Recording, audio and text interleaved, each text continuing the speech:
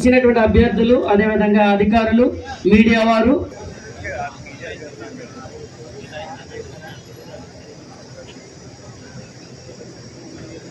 వికాస అని చెప్పి సంస్థతో సమావేశం ఏర్పాటు చేసి వీలైనంత మందిని ఎక్కువ మందికి ఉద్యోగాలు ఇప్పించాలని చెప్పి ఒక ఆశయంతో ఈ కార్యక్రమం ఏర్పాటు చేయడం జరిగింది.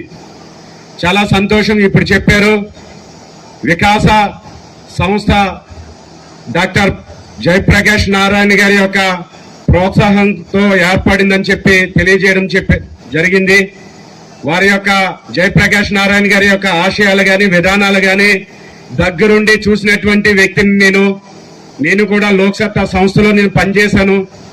అలాంటి వ్యక్తి ఆశయాలతో ఏర్పడినటువంటి వికాస భవిష్యత్తులో మరికొంతమంది అంటే ఎక్కువ మందికి లక్షలాది మందికి మీరు దారి చూపించాలని చెప్పి వారి యొక్క భవిష్యత్తును తీర్చిదిద్దాలని చెప్పి మిమ్మల్ని కోరుకుంటూ ఇప్పుడు వాతావరణం మీ అందరికీ తెలుసు.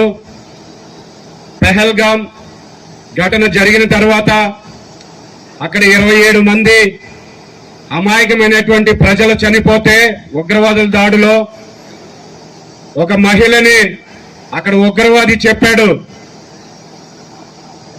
ఆ ఉగ్రవాది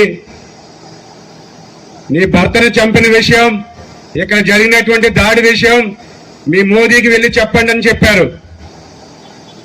చెప్పిన వెంటనే ఆ సమాచారం ప్రధాని నరేంద్ర మోదీ గారికి చేరింది. ఇంచుమించు 15 రోజులు తిరగకుండానే ప్రధాని నరేంద్ర మోదీకి ఆ విషయం వచ్చిన 15 రోజుల్లోనే భారతదేశ ప్రజలకు ఎవరికైనా నష్టం కష్టం వాటిల్లితే ప్రధానమంత్రి నరేంద్ర మోదీ గారి యొక్క నిర్ణయం ఏ విధంగా ఉంటుందో మొన్న 7వ తారీఖున ఇద్దరు నారీమణులు మన శత్రు దేశంలోకి వెళ్లి అక్కడ ఉన్నటువంటి ఉగ్ర స్థావరాలపై 9 స్థావరాలపై దాడి చేసి వచ్చారు విజయవంతంగా. అలాంటి నారీమణులు అలాంటి యువశక్తి ఉన్నటువంటి భారతదేశంలో మనం అందరం కూడా ఉన్నాం.